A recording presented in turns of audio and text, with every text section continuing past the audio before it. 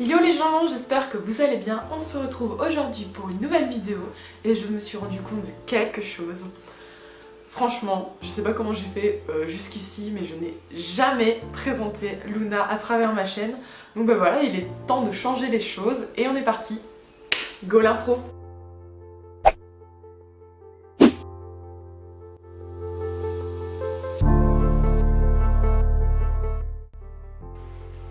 Bon bah je trouve ça sympa de commencer cette petite vidéo avec des photos. Donc je vous mettrai les photos de ce côté-ci.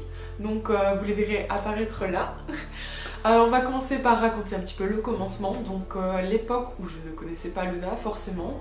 C'est-à-dire à l'époque de sa naissance. Avec les réseaux sociaux j'ai réussi à retrouver ses naisseurs. Ou plutôt c'est eux qui m'ont retrouvée.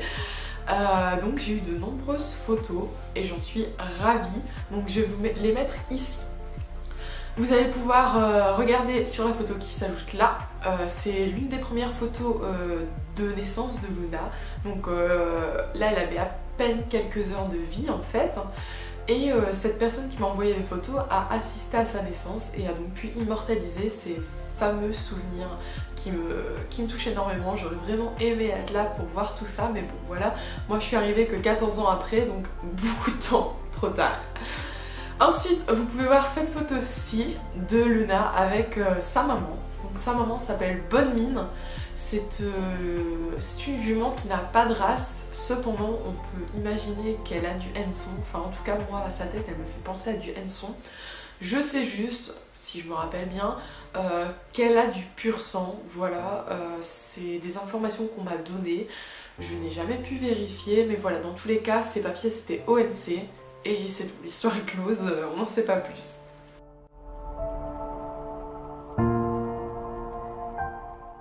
Maintenant que vous en savez un petit peu plus sur le début de vie de Luna avec les images, je vais pouvoir vous parler d'elle plus en détail. Donc elle est née le 4 mars 1999 au manège de l'Astragale à Drogenbos en Belgique. Donc Drogenbos c'est près de Bruxelles. Bruxelles qui est la capitale de la Belgique. Voilà. Luna est de race ONC, donc origine non constatée, puisque comme je vous l'ai expliqué, sa maman n'a pas de papier, etc. Donc voilà, ça s'arrête là, elle n'a pas d'origine. Je me demande quand même quel est le beau mélange qui a réussi à faire cette merveille, mais voilà, je ne sais pas plus là-dessus. Luna est de robe alezane. Elle a quelques petites nuances plus claires. Si vous faites attention au niveau de ses membres, elle a un petit dégradé qui va un petit peu vers le blond. Enfin franchement, clairement, c'est beaucoup plus clair. Regardez bien une fois. Elle a aussi une raie de mulet sur son dos et des crins foncés et crins lavés en même temps. Enfin vraiment, j'arrive pas à mettre de nom sur cette robe. C'est vraiment super particulier. Mais en bref, elle est trop belle. Que dire de plus à propos de Luna? Luna est une jument très attachante. Il faut lui donner du temps, mais avec du temps, elle est vraiment très proche de l'homme. Elle adore travailler et tout ça. Enfin vraiment, c'est quelque chose qui lui plaît énormément. Elle en demande encore et toujours. Elle a la pêche, elle est vraiment volontaire. Enfin voilà quoi, c'est Luna. Elle est comme elle est et vraiment, elle adore ça.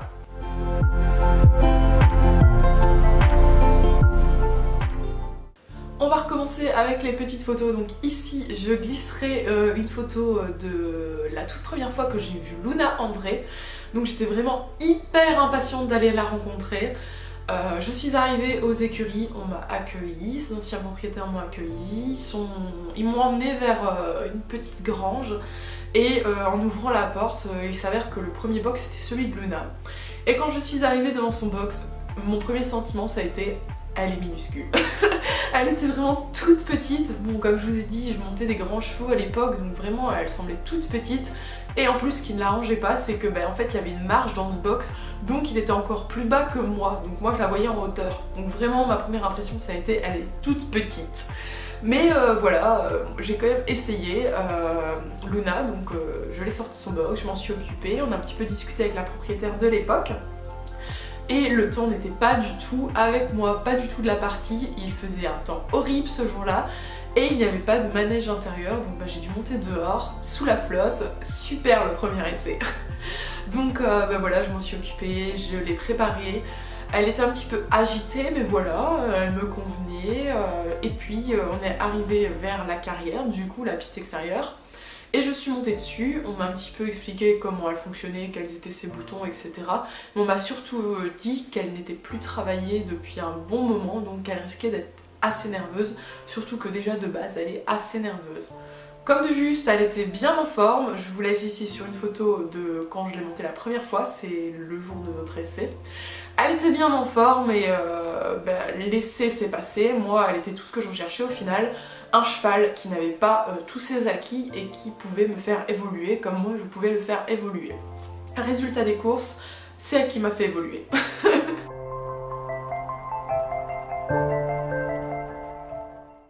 Une grande question m'avait déjà été posée, c'est est-ce que Luna était le cheval de tes rêves? Alors, je vais répondre à cette question, je vais mettre un petit peu des points sur les i. Pour ceux qui me connaissent, depuis longtemps, les gens savent très bien que moi, avant au manège, que j'avais 8 ou 10 ans ou 12 ans, je montais toujours des chevaux énormes, d'1m80 et tout. Enfin vraiment, moi, mon kiff c'était les grands chevaux à ce moment-là. Et ma race préférée a toujours été le Puras espagnol, donc moi à cette époque, mon rêve de cavalière était de devenir propriétaire d'un Puras espagnol ou à la limite d'un KWPN. C'était vraiment les deux races phares que je voulais absolument. Pour le Puras espagnol, c'était peu importe qu'il soit B, noir, alezan, c'était vraiment peu importe. KWPN pareil, vraiment c'était waouh, c'était les races que je voulais absolument, vraiment contre toute attente, c'était ce que je voulais. Mais la vie en a décidé autrement. J'en suis très heureuse, hein. Ne commencez pas à inventer quoi que ce soit. Franchement, je suis allée où mon cœur m'a porté. Donc c'est-à-dire que j'ai eu le coup de foudre pour Luna et voilà, je ne me suis pas posé 40 000 questions.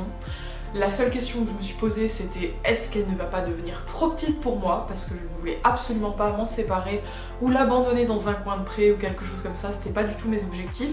Donc voilà, la seule question qui m'a été posée intérieurement c'est est-ce que je pourrais toujours la monter? Attention, encore une fois, je vois les rageux arriver, je ne suis pas là que pour monter mon cheval, loin de là, mais j'estime pouvoir la monter de temps en temps et je ne voulais pas lui faire mal, ni avec mon poids, ni avec ma taille. Et voilà, il s'est avéré que elle avait une taille qui me convenait, donc voilà, pas de souci à ce niveau-là. Donc pour répondre à la question, est-ce que c'était le cheval de mes rêves? Si on part de mes petits rêves d'enfance, alors non, pas du tout, c'était pas du tout le cheval de mes rêves. Mais quand on parle avec le cœur, oui, c'était clairement le cheval de mes rêves.